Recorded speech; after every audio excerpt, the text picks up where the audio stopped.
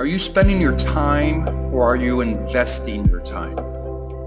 That's the question that came up in a recent feed, and it got me thinking because ironically, at that moment when the question was presented, I was aimlessly scrolling, totally unaware of what I was even doing. Yes, even mindset coaches can get caught up in doing mindless things. There's an interesting stat that says people only use their conscious mind 5% of the time, which means that 95% of our daily activity is subconscious. Now, I've been aware of this stat for quite a while, and I even use it in my coaching and presentations, yet here I was, subconsciously spending time on mindless activities.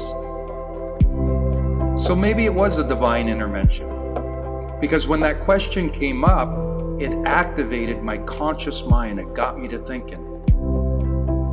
If we see time as a commodity, there's a limited supply. We're obviously here for a finite period. Eventually, time will run out for all of us. So how we use that time suddenly becomes valuable. In the financial world, the wealthy understand this concept. By spending, I may get an immediate return, but the real wealth is created when they invest. The investment may not pay dividends right away, but with time, they'll be richer in the long run. When we spend our time, that time is gone. Sure, there might be some enjoyment in the moment, but there's no long-term return. However, if I invest my time, then for sure there'll be a return because I've used my time to bring about something greater. Let me give you some examples of subtle changes that you can make that'll transform spending your time into investing your time. We all enjoy watching a good movie. So how about instead of the mindless action flicks, we make a switch to a documentary, something that will empower the mind. One of my favorite things to do is watch sports documentaries.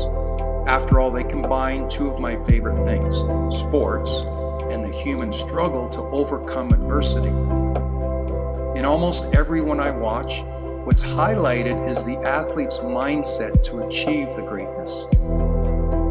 Next, instead of that reality TV show you've been glued to, how about you spend that hour reading about history or biography? There are some great books out there, but I bet you haven't put in the effort. Here's a stat that blows my mind.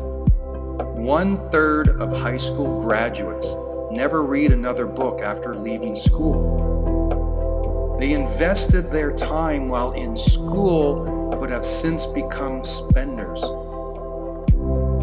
The changes don't have to be drastic, and it doesn't have to be a total switch to just investing. I'll admit, there are some benefits to spending, like the immediate gratification, but the investing is where the real power lies. In Joe Rogan's podcast, he says to be productive, pretend there's a documentary crew following you around. If there were cameras on you 24/7, how would your days change?